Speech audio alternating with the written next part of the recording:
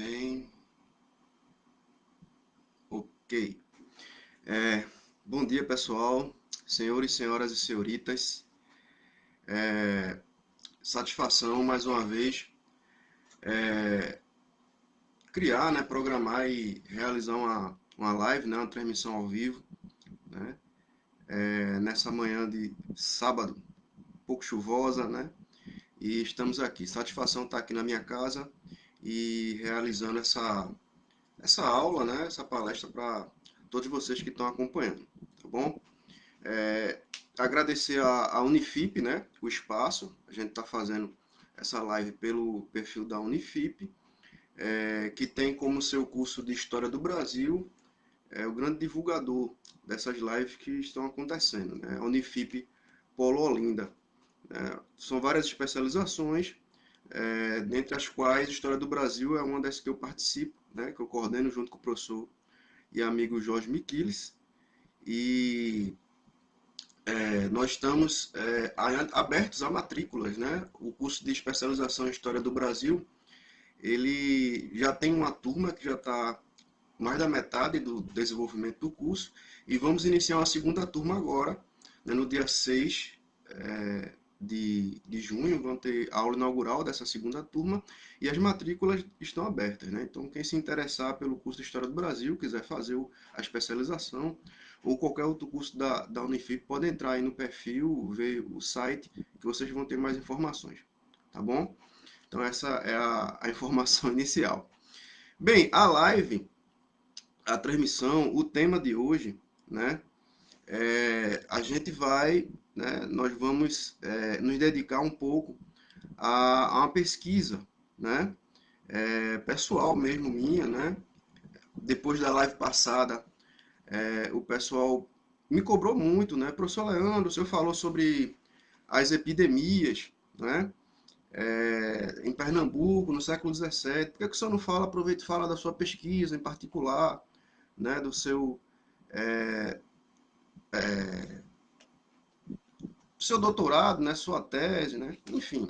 Então foi solicitado, né, por muitos e aqui estou eu para falar um pouco, não só da minha pesquisa, da minha tese, mas falar um pouco desse contexto maior, que é essa relação Pernambuco, né, e a África Centro-Ocidental, né, ao longo aí desse período colonial, né, da história moderna, enfim. Então, vamos lá. Eu só queria pedir para vocês aí curtirem, tá?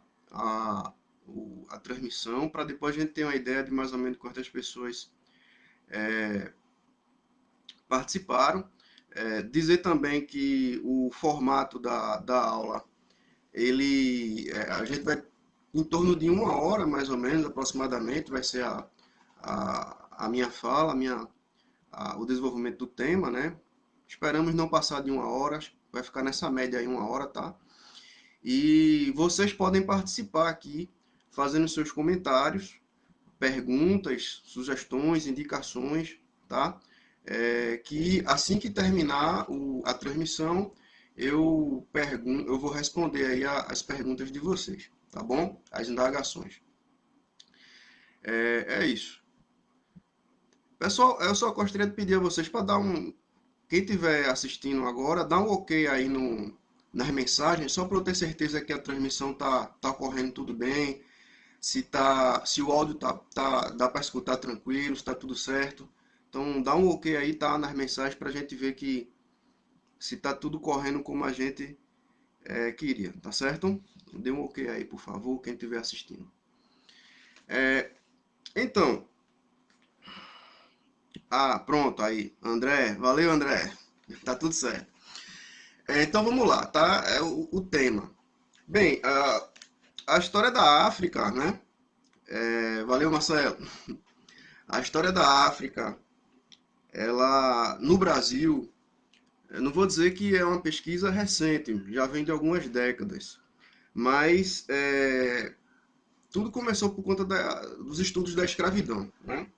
Isso aí o próprio Alberto da Costa e Silva, né, naquele famoso livro dele, né, o Rio Chamado Atlântico, né, ele constantemente levanta essa questão, né, de que O Brasil, ele sempre se questionou o nosso regime político, né, nossa democracia, e se questionou no sentido de por que é tão difícil funcionar, né, a funcionabilidade desse regime democrático no Brasil, né.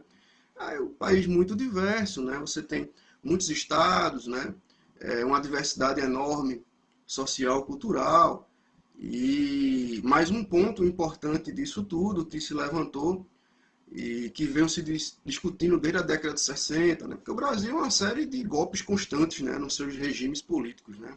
A gente tem aí desde o século XIX, finalzinho até o século XX, um monte de golpes, né, de mudanças abruptas dos regimes políticos vigentes, né, enfim. E acaba se questionando não só a durabilidade desse regime, mas como a atuação desse próprio regime em termos de sociedade, em termos de democracia e equilíbrio, né, social. E principalmente depois, né, a partir da década de 60, mas na década de 90, principalmente depois do impeachment de Collor, né, se questionou muito isso e se colocou muito em evidência a questão da escravidão, né, de que o Brasil, né, ele foi um país formado, criado dentro de uma relação de poder, né, de uma relação social escravista. E isso influenciou não só a sua formação, mas todas as suas relações sociais e de poder até hoje. Nós temos isso muito em evidência, né? Então, se for estudar mais a escravidão, já vinha sendo estudado, né? Mas o fim da década de 80 e início da década de 90, nós tivemos grandes nomes aí com relação a revisar, né, os revisionistas com relação à história da escravidão, né? O João Zé Reis, né, o Flávio Gomes, Sidney Chalub, vários, né?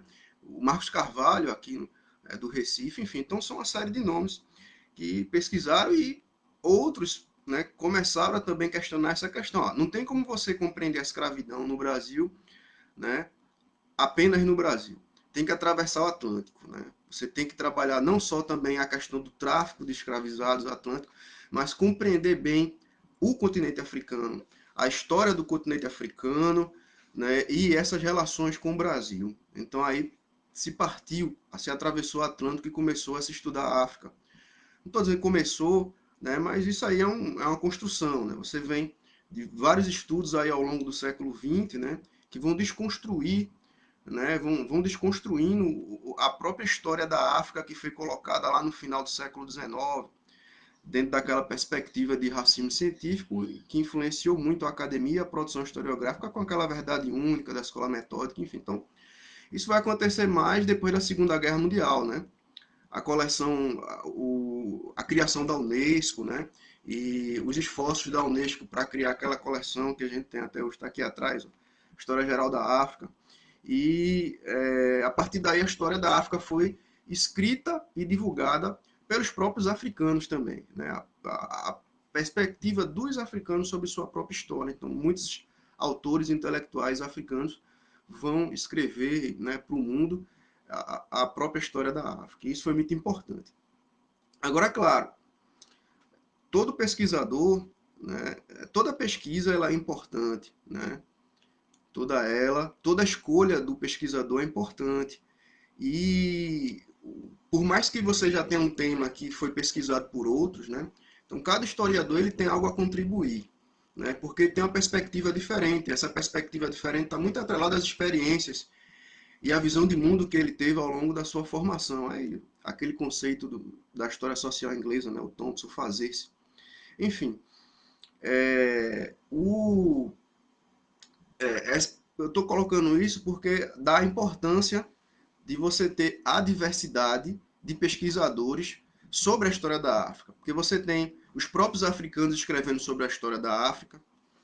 Se tem uma escola nos Estados Unidos, né, muito forte em termos de história da África, então, um americano escrever sobre a história da África é diferente de um africano escrever sobre a história da África do que um europeu escrever sobre a história da África e um brasileiro escrever sobre a história da África. E quando eu falo brasileiro, a gente entra na questão da diversidade. Então, um carioca escrever sobre a história da África tem uma perspectiva, um paulista tem a sua perspectiva e um pernambucano também tem uma perspectiva. Então, é importante, né, vários centros de pesquisa espalhadas pelo Brasil, pesquisando, divulgando, analisando, contribuindo, né, com essa compreensão, com essa análise sobre a história da África, porque são contextos diferentes. Cada contexto ele vai atrair conceitos, valores, né, regionais a essa história, né, como um todo. Enfim, então essa é a importância.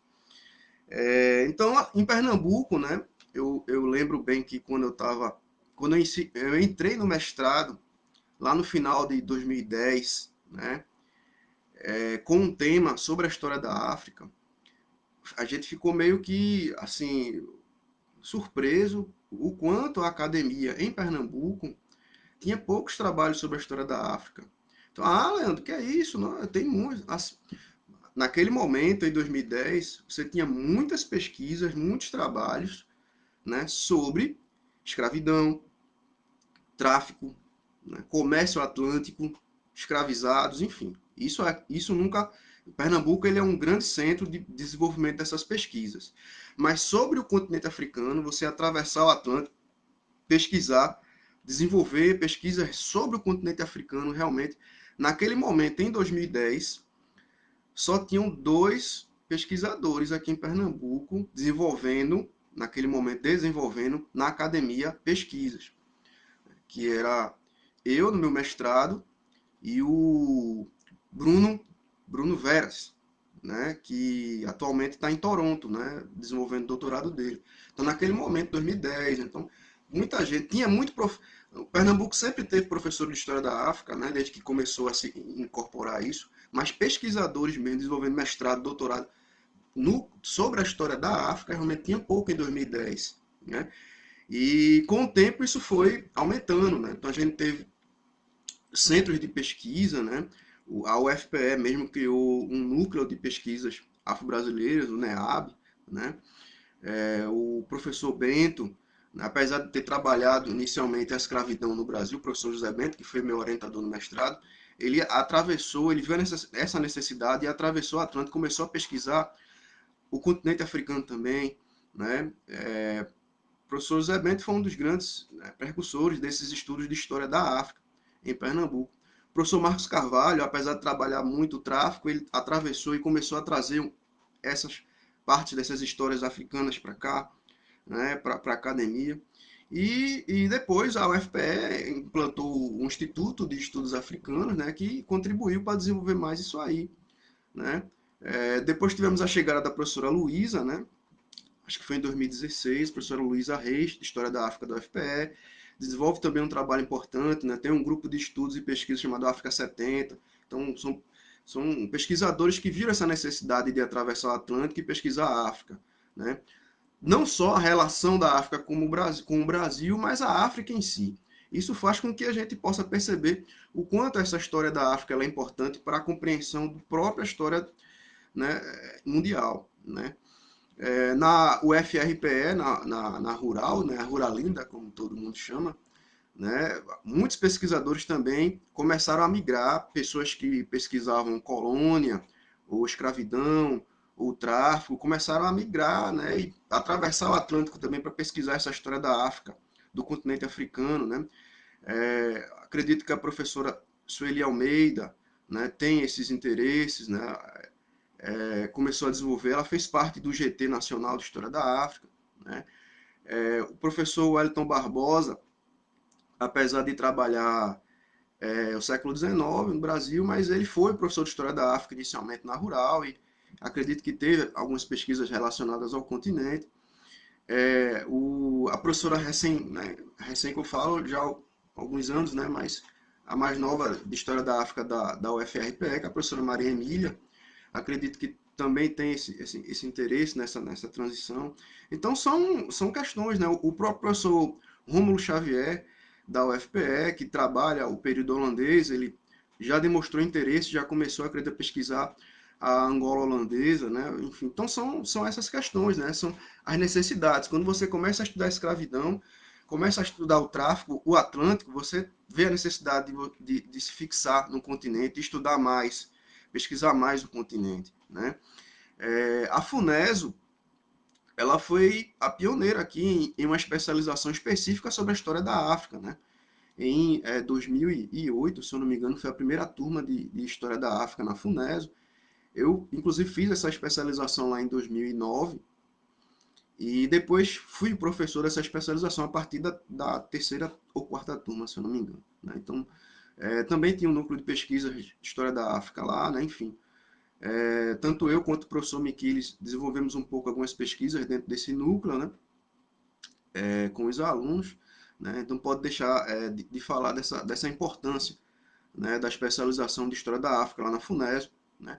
A Unicap teve algumas, se eu não me engano, teve uma especialização em História da Cultura Afro-Brasileira, que apesar de trabalhar o Brasil, né? Provavelmente houve essas relações com o continente.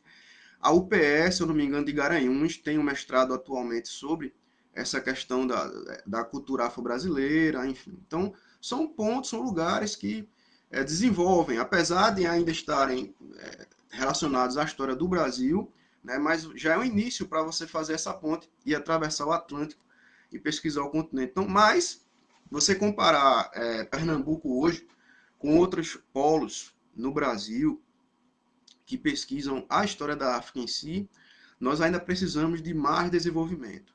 Nós precisamos ainda de mais núcleos de pesquisa, precisamos hoje de mais pesquisadores, de mais africanistas. Eu acho que o Brasil e o mundo, né, a África, precisa de mais africanistas pernambucanos, né, e para mostrar a sua perspectiva com relação à história da África. Então, isso aí foi uma introdução geral para a gente ver a importância desses estudos e o quanto a gente ainda pode desenvolver isso, né? Me perdoem aí se eu esqueci de falar de algum núcleo ou de algum pesquisador. É, são muitos nomes, né? Eu falei aqui os principais que eu me lembrei no momento, mas tem muita gente ainda já que já tem essa perspectiva, que já pesquisa, tá bom?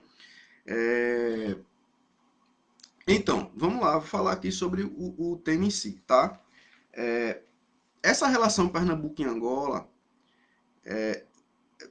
ela é muito relevante para a história mundial, porque apesar do comércio de escravizados já ter existido na América Espanhola, por exemplo, no Caribe, na Europa, nas Ilhas Atlânticas, né? É em Pernambuco que se dá o início do que vai ser colocado como o sistema escravista atlântico, o comércio atlântico de escravizados, né, como um sistema, né, porque o início dessa construção desse sistema escravista atlântico, né, relacionando a África com a América, ele se dá com a produção açucareira. A produção açucareira é que vai realmente ter essa demanda de mão de obra, que vai se utilizar a mão de obra escravizada da África, trazida da África, né? E dando início. Depois você vai ter outras atividades econômicas que também vão explorar esse comércio escravista, mas se dá o início em Pernambuco. E isso não estou falando por falar ou por ser pernambucano, os números mostram isso. Né? Existe um banco de dados, acho que muita gente conhece, um banco de dados, um site chamado Slave Voyages, de institutos americanos que reuniram, né, os dados desse tráfico de escravizados atlântico.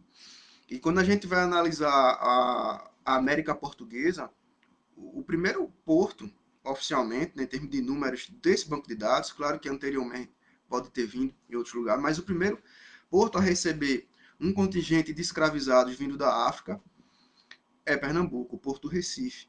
Então a gente tem aqui, por exemplo, a partir de 1560, né, com a expansão até da própria produção açucareira, depois da morte de Duarte Coelho, né, o Dona Brits e o Jerônimo de Albuquerque vão expandir essa produção.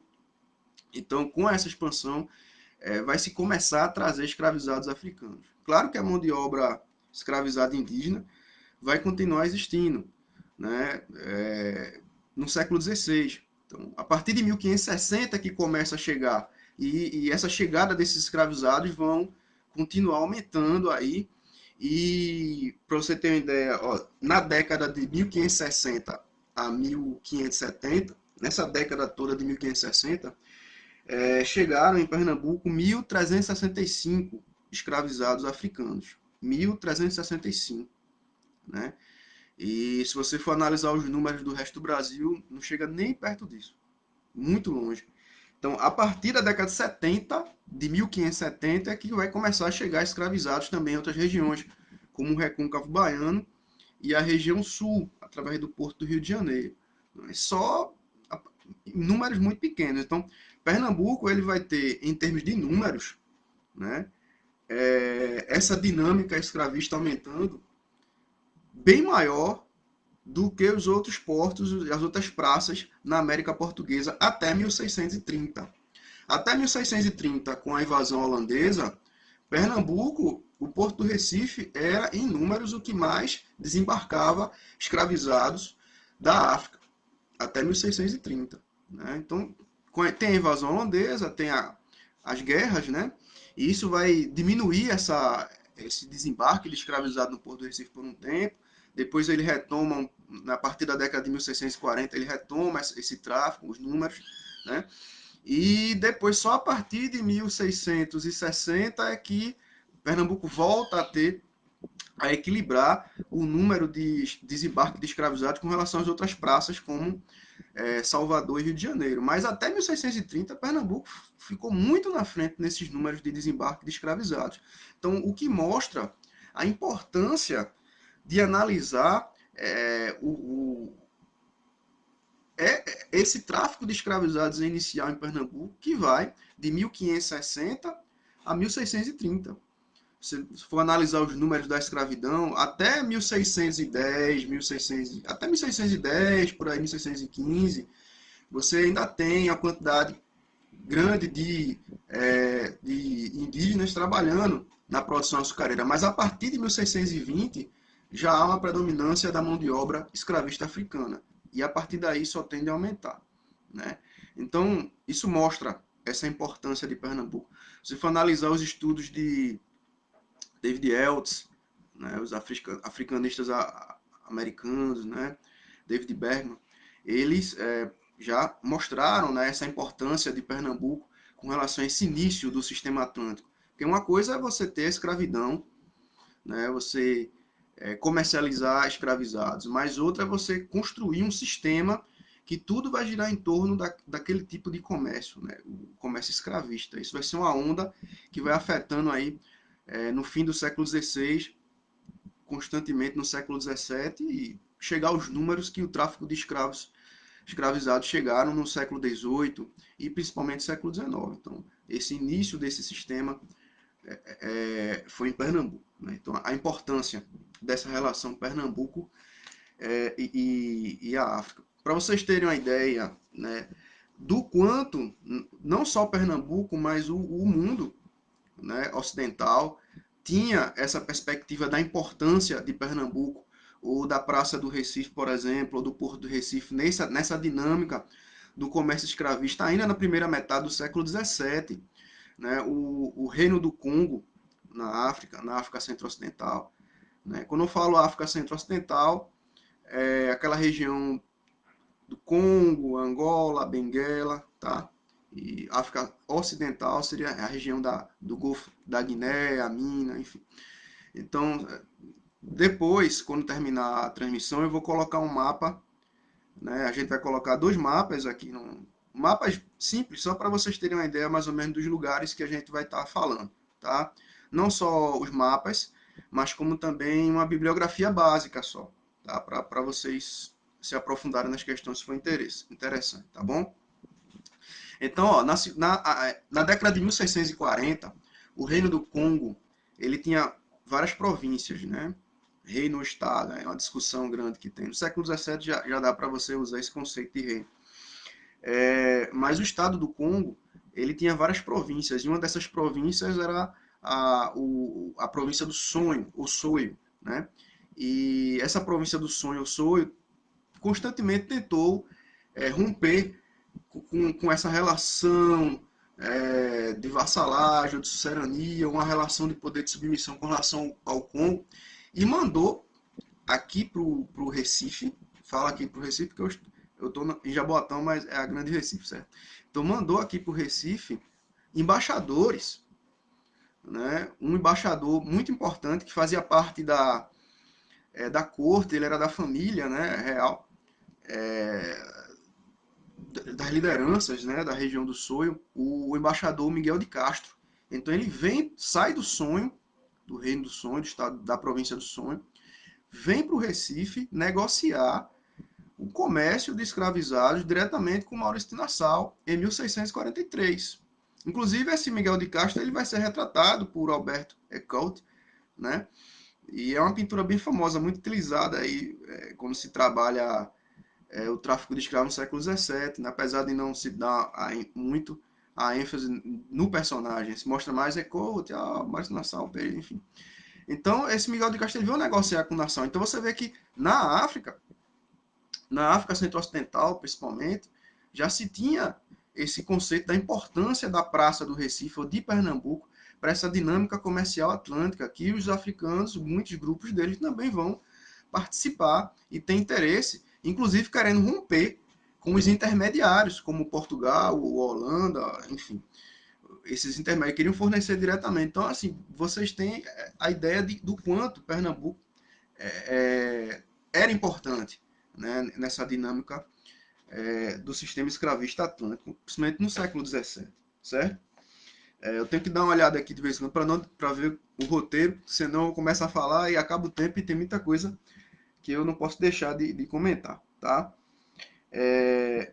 Então é o seguinte, mostrado essa importância de Pernambuco nesse contexto da história da África, isso vai ser muito constante. São várias histórias. E o grande ponto, né, que seria o título dessa transmissão, né, que é Pernambuco na história da África, não é você analisar a influência da África em Pernambuco ou na escravidão do Brasil, porque isso já foi falado muito. Claro que se pode falar mais ainda, se pode pesquisar mais ainda.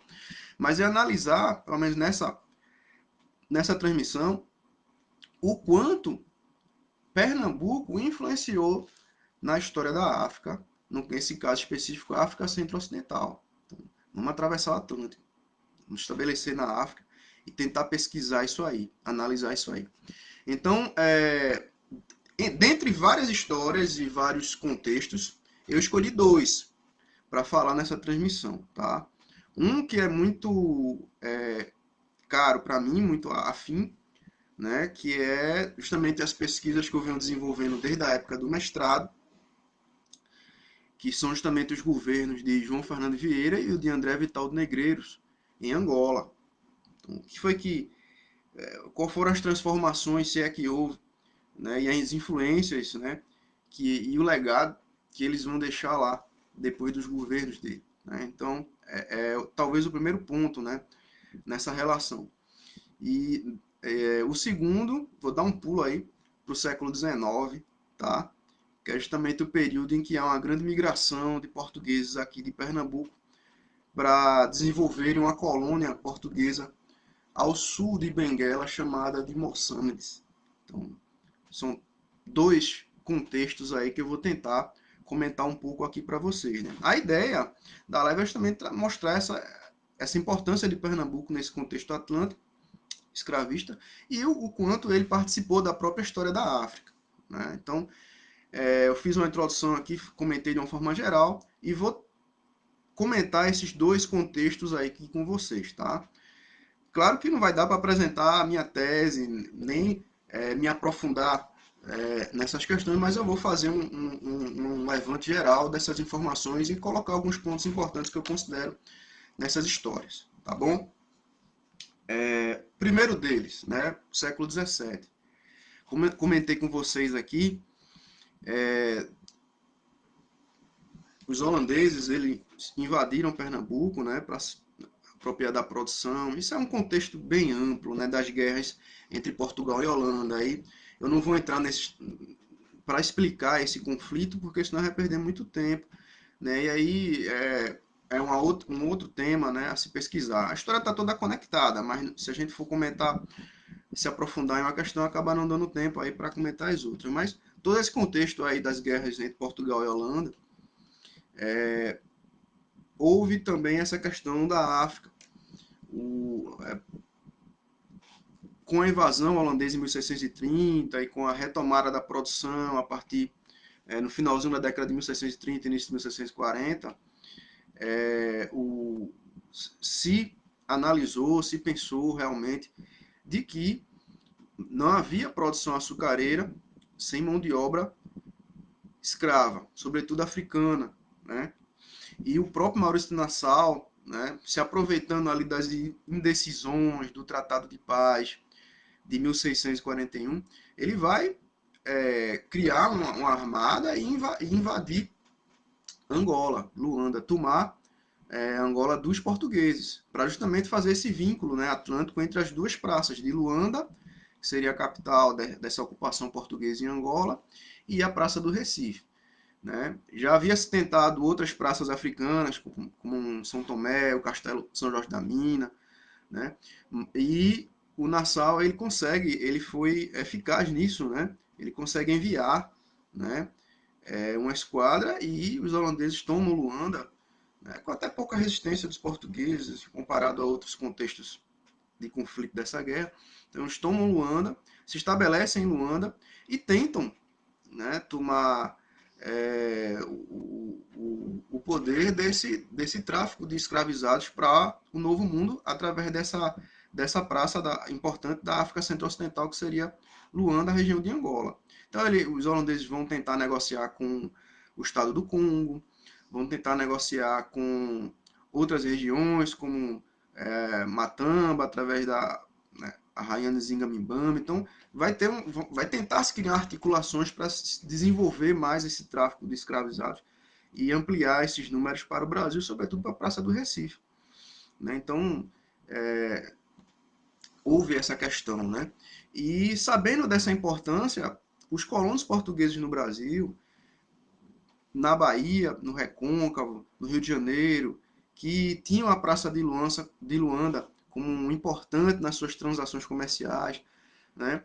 O Recôncavo baiano ainda por conta da produção açucareira, mas o Rio de Janeiro porque eles tinham um negócio amplo aí entre o porto do Rio de Janeiro e o porto de Buenos Aires para comercializar escravizados para os espanhóis, né? Para as minas, né? De Potosí, enfim, do Rio da Prata. Então, havia essa demanda. Então, desde o momento que os holandeses invadem Luanda, se começa a se organizar e gerar tentativas de restaurar isso, né? Principalmente partindo do Rio de Janeiro e Bahia. Até mesmo porque Bahia, muitos refugiados de Pernambuco, colonos portugueses, tinham ido para lá, né? E pensavam nessa tomada. Já havia um comércio bem desenvolvido. E, em algumas situações, já nesse período, né, se ganhava mais com o comércio de escravizados africanos do que com a própria produção açucareira. Né? Isso vai ser bem uma progressão nesse sentido aí. Né? Então, se tentar várias tentativas, né, de resgatar Angola, Luanda, para os portugueses, ou seja, para os seus agentes comerciais, e muita gente vai ser utilizada para isso. Né? Desde as primeiras tentativas de campanhas militares para retomar Luanda, que vai se utilizar muitos soldados de Pernambuco, principalmente um grupo que é do terço dos Henriques, né? Inclusive se colocou até que Henrique Dias poderia liderar, né, essa ida do terço dos Henriques junto com com a armada que poderia resgatar Luanda, né? Enfim. Então, houve já aí essa preocupação. E analisando os documentos dos insurgentes, né, que vão se levantar a partir de 1644, quando há a retomada da resistência dos colonos portugueses para expulsar os holandeses, você vê constantemente essa preocupação das praças na África, né? Tanto para resgatar o Castelo São Jorge da Mina, quanto para resgatar Angola, né? Então houve essa preocupação, né, desses colonos, resgatar esse comércio, né? Acabar com esse monopólio dos holandeses com relação à Praça de Luanda. E em 1648, aqui, comandado por Salvador de Sá e Benevides, né, essas tropas, essa campanha armada vai conseguir realmente êxito e expulsar os holandeses de Angola, de Luanda, né, em 1648. Né, então tem esse contexto. Só que o Salvador de Sá, ele, né, junto com muitos que investiram nessa campanha, estavam interessados justamente no comércio de escravizados para o porto de Buenos Aires. Inclusive o sogro dele, né, participava dessa exploração de minérios, dessa extração de minérios na região, naquela região, enfim. Então, eles desenvolveram, depois da retomada de Luanda, eles desenvolveram muito esse comércio entre Luanda e Rio de Janeiro, né? E no caso de Pernambuco, depois da expulsão dos holandeses de Pernambuco em 1654, muitos, né, não só os senhores de engenho, né, como os agentes dessa produção açucareira, mas como os comerciantes do tráfico escravistas vão ver a necessidade de ter gente de Pernambuco em Angola ou em Luanda para poder favorecer a Praça do Recife nesse comércio atlântico, né? Rompendo um pouco, ou desviando um pouco, um certo monopólio que foi tentado ser feito pelo Salvador de Sá com o Rio de Janeiro. Então, a Praça da Bahia também, né? Então, Salvador também se interessou nesse resgate. Então, as lideranças aqui de Pernambuco, a elite colonial de Pernambuco, a partir do início da década de 1650, começaram a projetar, né? Inclusive foi absorvido muitas informações do que estava acontecendo na África Ocidental e na África Centro-Ocidental. Logo após a expulsão dos holandeses, duas dessas lideranças vão solicitar como mercê para a coroa portuguesa o governo de Angola, para tentar fortalecer e resgatar e desenvolver ainda mais essa relação Recife-Luanda, né? E o João Fernando Vieira e o André Vital de Negreiros vão conseguir, né, a carta patente, né? O rei Dom João IV vai oferecer, né, ceder esses cargos em Angola para esses dois mestres de campo, né? Então eles eram senhores de engenho, estavam envolvidos, né? O João Fernandes Vieira e o André Vital Negreiros estavam muito envolvidos, né, nesse poder da capitania de Pernambuco, então seriam as duas grandes lideranças políticas aí, até a morte deles praticamente, né, no fim da década de 1670, início de 1680. Inclusive uma série de conflitos de jurisdição ou de poder entre o governo de Pernambuco com o governo geral, ou o governo de Pernambuco com outras províncias anexas, ou até mesmo entre o Recife e Olinda, os interesses desses dois, os interesses da elite colonial, do açúcar, com comerciantes, então eles vão estar sempre em evidência, tentando fazer com que o interesse do seu grupo ou deles próprios sejam sempre recompensados ou estejam sempre em evidência e juntamente com a coroa e com os grupos relacionados. Então, são dois personagens aí que vão realmente ter muito poder político em Pernambuco nessa segunda metade do 17. E isso vai influenciar também Angola. Então, eles vão governar Angola. Antes do João Fernando Vieira ir para Angola mesmo, enquanto ele era capitão geral da Paraíba, né, já mostra a preocupação deles em um projeto, né, para que Angola realmente se transformasse ou fosse gerida para o interesse desses grupos, dessa elite colonial em Pernambuco. Então, muita informação, mapas, né, vai aparecer da África Centro-Ocidental nesse processo aí que antecede essa ida de João Fernando Vieira. A gente vê muito isso na documentação. Quando eu falo documentação, a gente tem essas informações tanto no arquivo histórico ultramarino, né, que grande parte dessa documentação já está online, né, como também na Monumenta Missionária Africana, a gente tem muita informação sobre isso. Então, são pontos que são... e as crônicas, né, a gente tem muita informação dos cronistas também, mostrando essa preocupação de Pernambuco com Angola. Então, o João Fernando Vieira vai para Angola, seu governador, em 1658, vai levar muita gente de Pernambuco para lá, militares, eclesiásticos, gente de confiança dele para os principais pontos, né, estratégicos em Angola, né, para poder tudo ocorrer do jeito que ele estava pretendendo. Isso vai gerar uma série de conflitos com os colonos portugueses que já estavam em Angola, né? E o André Vital de Negreiros também dá continuidade a essa política, e a principal questão desses personagens é que eles vão romper, né, com algumas recomendações do projeto que a coroa portuguesa queria para Angola, através do regimento dos governadores. Então, a coroa tinha interesse em um tipo de projeto e esses governadores vindo de Pernambuco tinham outro interesse nesse projeto para Angola. Uma das grandes questões que vai ser muito pontuado no governo deles em Angola é justamente as guerras, né? O projeto português da coroa portuguesa para Angola em relação ao comércio de escravizados era meio que indireto, né? Até mesmo porque a coroa portuguesa estava em guerra ainda com a Holanda, estava em guerra com a Espanha pela sua emancipação, enfim. Então, a coroa portuguesa queria se estabelecer em Luanda, né? Que seria Angola, seria Luanda e as proximidades, né? E algumas fortalezas no interior, né? Enfim. E através de agentes chamados de pombeiros, né? Esses agentes iam para o interior, né? Dessa África Centro-Ocidental, os sertões, negociar escravizados com vários estados, né?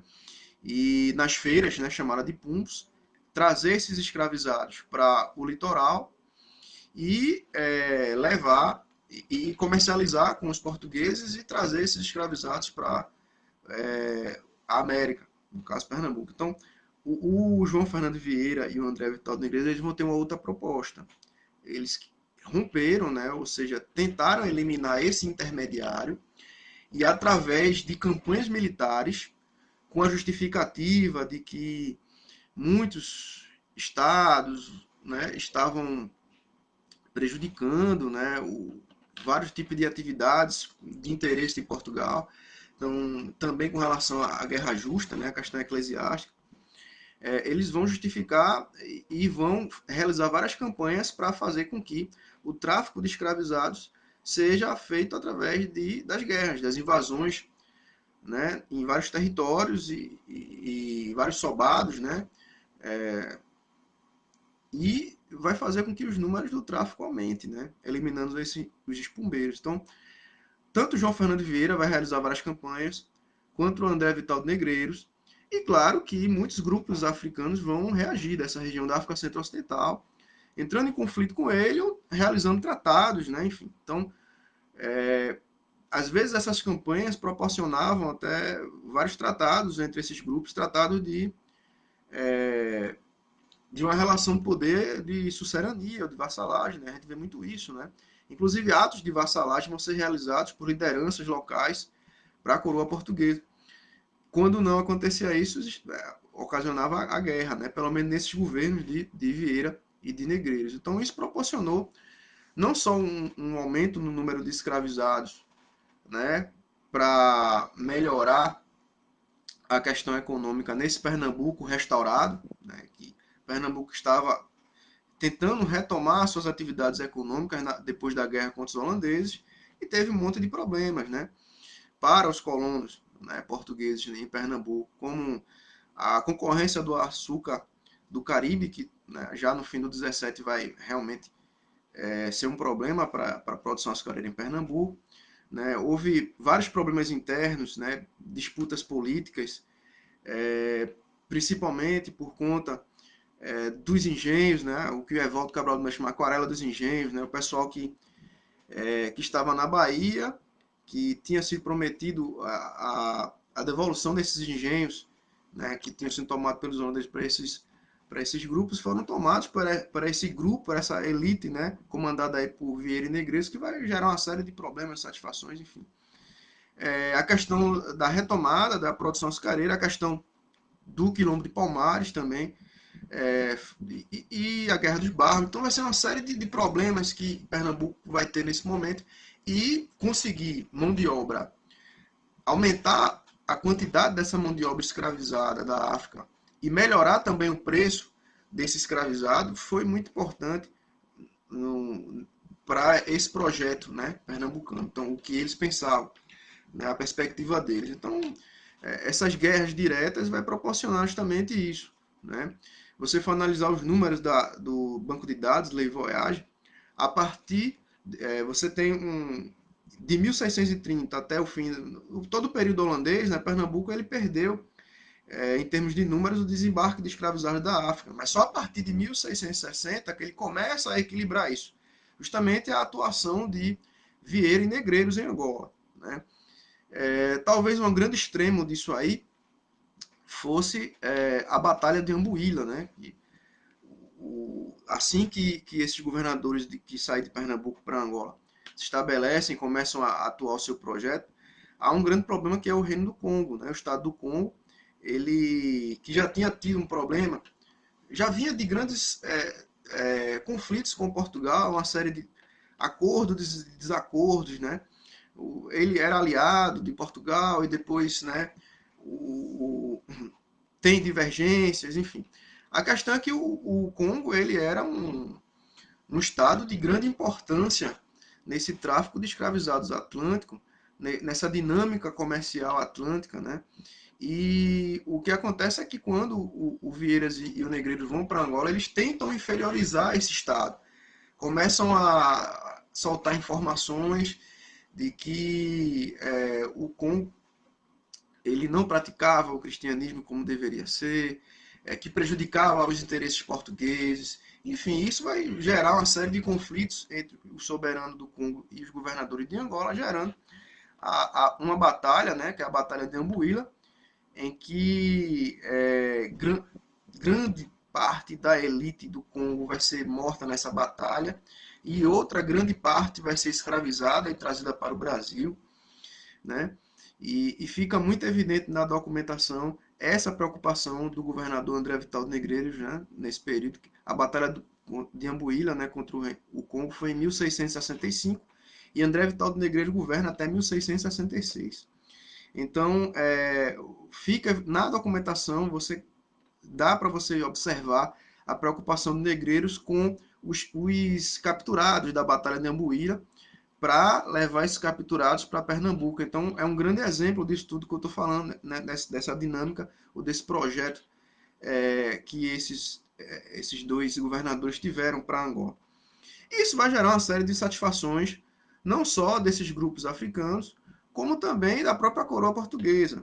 Né? Eles vão ser denunciados por vários agentes da coroa em Angola e vai ser feito a residência deles, né? Uma devassa mostrando as irregularidades, né?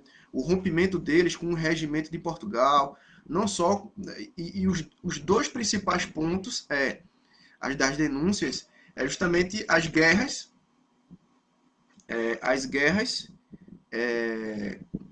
deu um problema aqui no vídeo, tá, gente? Eu não sei se a internet não está muito legal. Deu um problema aqui, não sei se vocês ainda estão vendo. Pelo menos para mim aqui, o vídeo fechou. Vocês ainda estão vendo aqui o vídeo, porque para mim não aparece mais. Dá um ok aí se vocês ainda estão vendo.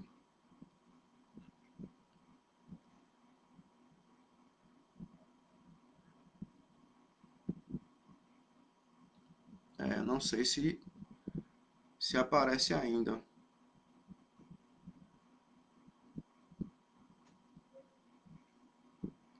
E aí, pessoal, dá um ok aí para estar funcionando normalmente, né? Bem, para mim o vídeo não está aparecendo, então se eu ficar fora do enquadramento aqui, vocês avisam, tá? Então vamos lá, vou dar continuidade aqui, tá bom? Eu tava olhando para mim mesmo, agora eu tô olhando para a tela preta, é um negócio meio estranho. Você fazer uma palestra assim. Mas enfim, então retomando, né? Os dois principais pontos que aparecem na documentação com relação a denúncias sobre esses dois personagens. Primeiro é a questão do abuso de poder e das indicações de pessoas de confiança deles trazidas de Pernambuco para os cargos em Angola. E a segunda questão é justamente as guerras, as campanhas militares que eles vão realizar no interior, principalmente de Angola, que vão proporcionar justamente o tráfico de escravizados, o aumento. Não só agentes da coroa, mas várias lideranças, né, soberanos de alguns estados vão também denunciar isso. O próprio rei do Congo vai escrever ao rei de Portugal falando isso. Ó, esses governadores aí, eles não estão agindo de acordo com o interesse da coroa portuguesa, eles estão agindo de acordo com interesses próprios. Né? E isso vai ser muito evidente. E após o governo dele vai ser feitas essas investigações. Enquanto eles ainda estavam vivos, né, eles vão conseguir se defender, mas depois que eles morrem, né, vai ficar evidente e eles vão ter que, a família, né, os herdeiros vão ter que devolver algumas partes financeiras dos prejuízos que eles tinham ocasionado enquanto governavam Angola. Né? Então, isso é um estudo aí que eu faço na minha tese. Então, isso aí é só um apanhado, tá? Desse contexto. Claro que com a saída deles, os pombeiros vão retornar. Né? Portugal, logo após a saída de André Vital do Negreiro do governo de Angola, Portugal vai criar um novo regimento para o próximo governador, enfatizando muito, né, o rompimento do que Vieira e Negreiros tinha feito, né, com relação principalmente aos pombeiros, aos cargos públicos. Né? Então a coroa vai tentar enfatizar que o próximo governador fique atento a essa questão. Principalmente a questão da ida de colonos para os sertões. Ele vai dizer, ó, só quem pode ir para os sertões são os pombeiros. Era um contrato que a coroa portuguesa tinha com esse grupo de pombeiros, então não se poderia ir outros grupos. Então ele vai responder, ó, enquanto governadores Vieira e Negreiros estavam, né, em atuação, muita gente foi para o interior africano. E, inclusive, isso vai ser um protesto dos próprios pombeiros, né, que vão protestar perante a coroa essa ida, né, essa perda desse monopólio de fornecimento de escravizado. Né? A questão a coroa portuguesa tenta controlar esse projeto inicial para Angola, né? Mas o que Vieira e Negreiro proporcionou, né, faz com que os números do tráfico aumentem realmente, principalmente para Pernambuco. A gente vê muito isso, a gente vê esses números no banco de dados. Tá? Enfim, então há uma consequência, até mesmo porque dentre das ações de Vieira e Negreiros é a questão do desenvolvimento dentro desse comércio atlântico da região de Benguela, que é ao sul de Angola, ao sul de Luanda. Né? Então o João Fernando de Vieira mesmo vai fazer uma campanha militar para fazer uma rota terrestre segura entre Benguela e Luanda. O Negreiros também vai desenvolver mais essa região de Benguela. E Benguela, já no fim do século XVII, vai se tornar, junto com Luanda, uma das grandes praças, né, um dos grandes portos fornecedores de escravizados para a América. Então vai estar bem atuante aí nessa dinâmica atlântica. Então são consequências aí do governo de Vieira e Negreiros, dentre várias outras questões. Tá? Eu já estou com 54 minutos, né, de vídeo. Eu vou dar uma pausa nessa parte do tráfico do século XVII e esses personagens aí com a história de Pernambuco na África. Né? O que acontece é o seguinte, outras consequências. Né? O Reino do Congo mesmo ele vai se fragmentar politicamente. Né? Ele era um estado que tinha várias províncias anexas. Essas províncias elas vão se meio que se emancipar, brigar entre si, uma guerra civil, né? Fazendo com que o Estado do Congo tinha perdido aquela autonomia, aquela soberania nessa economia local, né, da África Centro-Ocidental. E as coisas não continuam do jeito que o Vieira Negreiros, né, tinha interesse, porque todas essas práticas, né, vão ser desconstruídas aos poucos por Portugal, né, através dos próximos governadores, e o próprio Vieira e Negreiros vão procurar outras praças depois disso, né, como a mina. Né, o próprio João Fernando de Vieira estava envolvido no comércio de escravizados também na região da mina, no Golfo de Guiné. Né, e saiu o professor Gustavo Acioli, ele trabalha no livro dele, né, quando ele trabalha o fumo como um grande comércio atlântico, a partir daqui do Recife Pernambuco, ele trabalha essa questão da relação deles de Pernambuco já com a mina, já posterior a esse governo deles em Angola. Tá? Então, a desfragmentação do Reino do Congo, que vai surgir outras lideranças, outras regiões, né?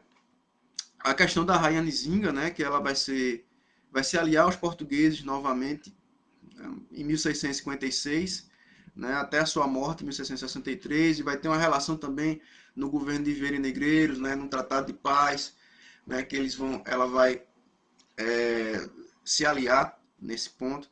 E o surgimento de outros grupos, né, a região do Reino do Ndongo também, que foi aliado dos portugueses durante muito tempo, né, vai se romper essa aliança, né, gerando um outro conflito, como a Batalha de Pungandongo, né, e nessa Batalha de Pungandongo, em 1671, muitos pernambucanos vão enviar, o próprio João Fernando Vieira vai enviar auxílio ao governador de Angola, né, para essa Batalha de Pungandongo, em qual as tropas coloniais portuguesas vão ser vitoriosas, né, então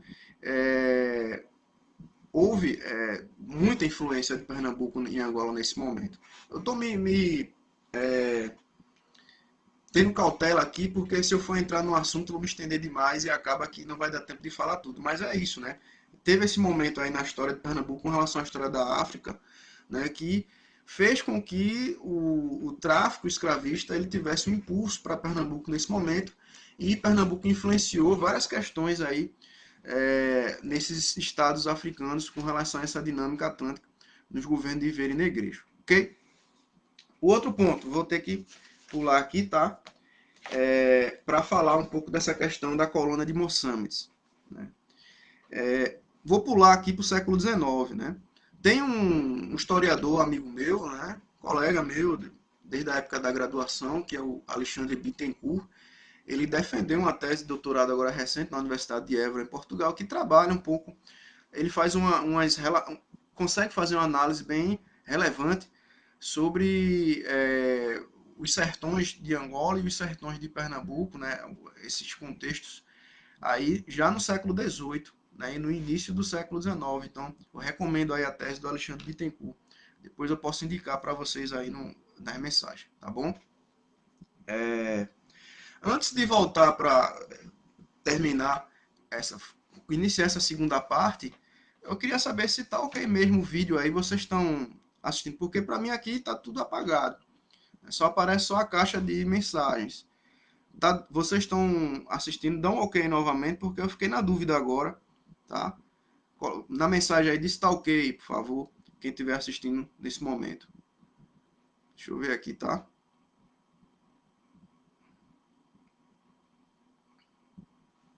Ok? O pessoal parou de comentar aqui, não sei se ainda está funcionando a transmissão.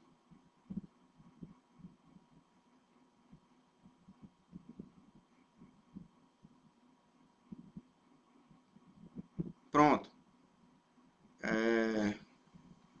Tô vendo aqui, o pessoal comentando. Tá normal, tá ok. Pronto, beleza. Vamos continuar. Segunda parte. Ó, eu disse que ia ser 1 hora, vai passar um pouquinho.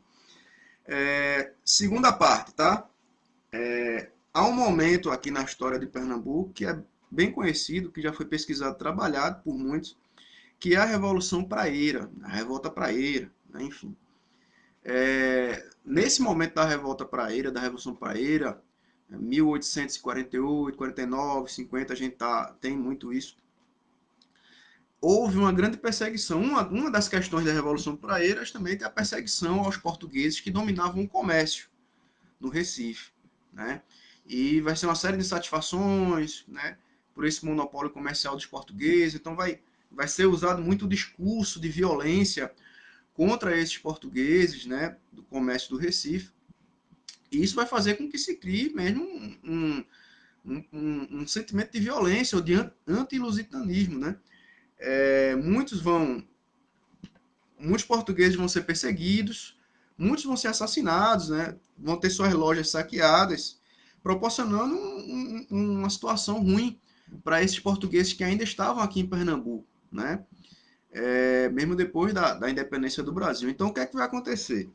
Esses portugueses eles vão se organizar e solicitar à coroa portuguesa uma retirada deles para uma outra região do Império Português no ultramar, né? Eles vão solicitar isso. Na época, acho que era a filha de Dom Pedro, do nosso Dom Pedro I, né? Era a rainha de Portugal, mas Portugal já era uma monarquia parlamentarista. E o parlamento vai resolver essa situação e vai fazer vai financiar essa migração desses portugueses refugiados saindo de Pernambuco pela perseguição para a África. Olha, a África recebendo refugiados portugueses, né? Enfim. E a região indicada, né, pela coroa portuguesa, Portugal vai pagar tudo, né? Todo o translado, né? Inclusive vai fazer divisão de terras, de loteamentos na região para esses portugueses que vão sair daqui e vão para lá. Né? Inclusive vai dar até auxílios financeiros, né, para eles se estabelecerem durante um tempo, durante 6 meses vão receber um auxílio. É a região chamada de Moçambiques, né, que chamado depois de Namibe, né, a cidade de Namibe, né, que depois voltou a se chamar de Moçambique novamente, onde essa região, né, ao sul de Benguela. Então a gente tem Benguela, então Angola, Benguela, ao sul de Benguela, a região de Moçambique, que é bem próximo da região do deserto da Namíbia. Né? Então, essa região, Portugal já tinha, desde o fim do século XVIII, tentado povoar, colonizar aquela região, para ela servir também como um entreposto e participar dessa dinâmica comercial atlântica. Só que sem sucesso. Né? Eu tenho alguns dados aqui. Por exemplo, em 1785 foi a primeira expedição para ocupar aquela região, não deu certo. Porque, nossa, era uma região de difícil trato, porque era muito próximo do deserto, era um pouco árido, apesar de ter rios próximos do porto, né, o deságua de 2 rios, né, ainda era uma região inóspita. E os colonos portugueses que estavam em Benguela, em Angola, não quiseram fazer essa migração, não tiveram esse interesse de migrar para essa região. Depois, em 1839, já bem próximo disso aí, os portugueses eles vão se instalar em 1840, criar uma fortaleza, a fortaleza de São Fernando, e vai começar uma relação deles com os povos, né, os grupos étnicos locais. Né? Essa região, a África Centro-Ocidental, você tem do Congo, né, no século XIX vai ter um linguista alemão que vai chamar toda aquela região de Banta, né? Por causa da raiz linguística, os bantos, a língua banto, né? Toda a região vai se chamar de Banto. Mas eram vários grupos, e dentro desses grupos, vários outros subgrupos. Né? Na região do Congo mesmo são os Bakongos, né? Na região de Angola, os Umbundos, né? Da região de Benguela, os Ovimbundos. E nessa região da Namíbia, né, de Moçambique, existia um grupo chamado os Hererôs, e dentro desse grupo de Hererôs tem os Cuvalês, que foi o grupo que os portugueses se depararam nessa região, né, de Moçambique e começaram a ter uma relação, né, de poder com eles. Então, em 1840 estabelece Fortaleza e tem início a tentativa de povoar, de colonizar aquela região, de acordo com os interesses da coroa. Não dá muito certo. Os portugueses eles não vão conseguir desenvolver a região até essa migração.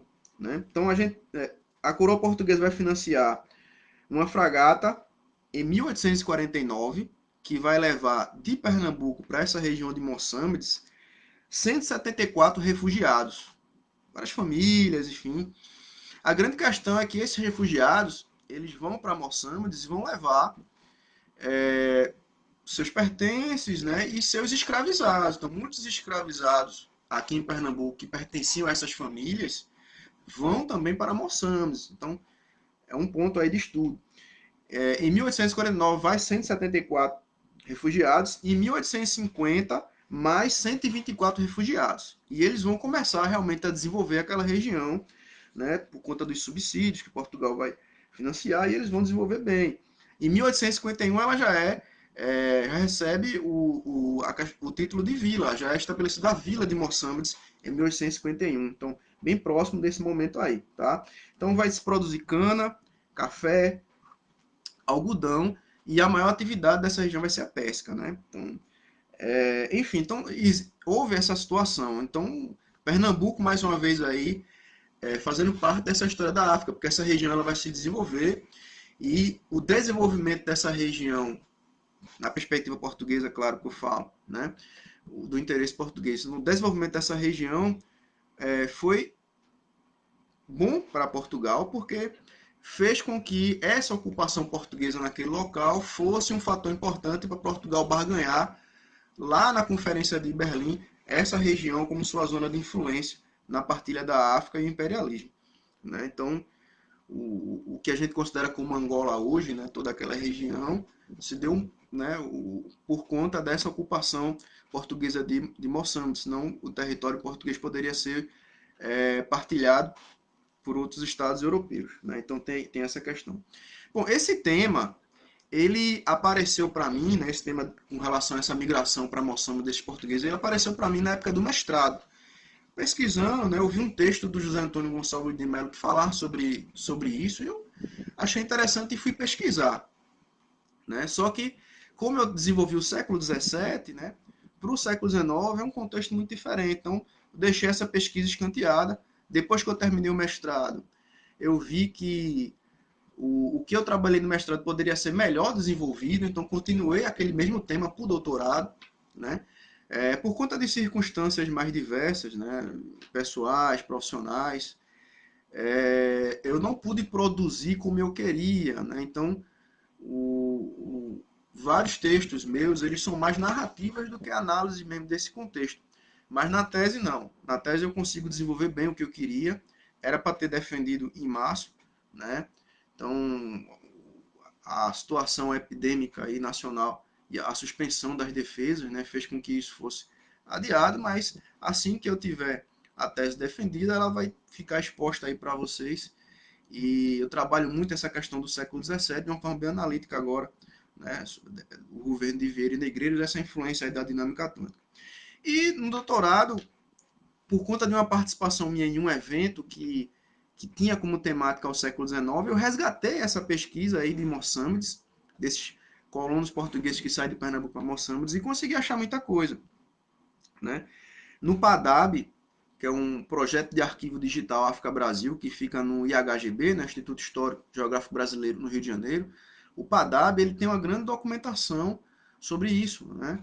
Que foi feita uma digitalização dos arquivos de Angola, enfim, Arquivo Nacional de Angola. Então tem muita coisa no PADAB sobre esses refugiados em Moçambique, tem os jornais, né, e tem muitos cronistas também portugueses, e é um assunto que já foi relatado e muito, na historiografia portuguesa clássica ela aparece bastante, né? Mas requer uma pesquisa maior. Eu sempre, quando teve muitos alunos meus que estavam procurando temas de pesquisa, tem esse tema aqui, né? Pesquisa sobre isso, que é um tema muito relevante. Eu acho que tem muita coisa a se compreender dessa história. Né? Alguns se interessaram inicialmente, depois desistiram. Teve um aluno meu, o Amauri, que ele começou a pesquisar isso aí, mas depois, né, deu uma baixa. E aqui no Brasil, para você ter ideia, não, poucas pessoas pesquisaram esse tema. Tem o pessoal que pesquisa a Revolução Praeira, né? Recomendo até a tese do professor Bruno Câmara, da UPE. O próprio o professor Márcio Carvalho também já falou sobre isso. Mas, assim, sobre essa migração e como é que foi esses colonos na região de Moçambique, né? Tem pouca gente, né? A professora Luísa Reis me alertou uma vez, tem uma pessoa que pesquisou isso, né? Que é a professora Leila Britt, né, da Bahia. Então tem um texto dela sobre esse assunto, né? Um orientando dela também pesquisou isso, mas tem muita coisa ainda a se pesquisar sobre esse tema. Por exemplo, esses escravizados dessas famílias que foram para Moçambique, como é que foi lá, né? As relações dele, tanto nessa construção dessa sociedade de Moçambique, quanto na relação com os povos curvalês, né? Essa relação entre Portugal e os curvalês, como é que foi? Então, o que é que realmente de experiência de Pernambuco esses portugueses levaram para Moçambique e desenvolveram? Então, assim, tem muita coisa a se pesquisar. Tanto nesses documentos que eu falei do PADAB, o próprio Arquivo Histórico Ultramarino, o próprio as crônicas, né, desse momento. Então, é um assunto ainda que tem muito pano para manga, tem muito a se pesquisar e eu acho que vale a pena, tá? Se eu defender meu doutorado, depois de um tempo, eu ver que não tem ninguém ainda se dedicando a essa pesquisa, eu acho que eu vou retomar, né? Porque eu consegui achar muita coisa. Tem um artigo meu, tá? O título do artigo é A Colônia de Moçambique em Angola, os refugiados da revolta praeira em Pernambuco, né? Esse artigo ele é um manual para quem quer pesquisar esse assunto. Então eu coloquei lá todas as fontes que pode ser utilizada, a historiografia portuguesa, né, que já trabalhou isso. Então é mais um manual para quem quiser pesquisar esse tema do que propriamente um artigo analisando o assunto. Então, tá, vai estar nas referências aí, tá? Que eu vou colocar. Mas tem na internet disponível. Quem quiser, eu posso enviar esse artigo. Porque século XIX, né, não é muito o meu foco. Né? Eu trabalho muito aí na colônia e pretendo, depois da tese, continuar nesse período moderno aí, né, nessa África colonial do século XVII. Eu penso até em voltar, né, trabalhar o século XVI. Mas tem essa pesquisa aí de Moçambique, tá? Do século XIX, que eu acho de grande relevância, muito importante, né? Na historiografia da África, tá certo? Então, inclusive tem até um escritor bem conhecido, né? Que é o Pepe Tela, que ele se diz descendente, né? Ele é descendente desses grupos, desses refugiados portugueses que foram para Moçambique. Pepe Tela é um escritor, né, angolano, e ele já se disse descendente desses refugiados, né? Inclusive, não, eu sou descendente de brasileiros, né? Então, ele fala isso e, ó, isso foi até a professora Luísa também que me deu essa informação, tá? Então, são pesquisas que eu acho importante. Ok, gente? Então é o seguinte, né? A gente já vai para uma hora, mais de 1 hora e 10 minutos, né? De transmissão. Eu não, vocês já me disseram que está ok, mas minha tela aqui não está funcionando. Mas enfim, eu acredito que tudo saiu bem, né? Eu acho que dentro do esperado. Claro que eu passei por cima de muita coisa, né? Tive que resumir muita coisa. E talvez algumas questões que eu coloquei aqui podem ser mal interpretadas, mas estamos aí para responder, tirar dúvidas, né? Talvez a gente falando às vezes passa por cima de uma coisa, não dá tanta importância a outra, ou não explica bem o que deveria em certos conceitos ou certos contextos, tá bom? Mas é isso, eu termino aqui a live. Vou colocar, tá, a bibliografia, alguns mapas básicos para vocês se aprofundarem e vou ficar aí à disposição de responder quem tiver interesse de perguntar alguma coisa aqui nas mensagens ou nos comentários, tá bom? É isso, agradeço a participação de todos, né? Esse vídeo vai ficar disponível aqui para quem não assistiu ao vivo. E é isso. Até a próxima live, tá, pessoal? Grande abraço.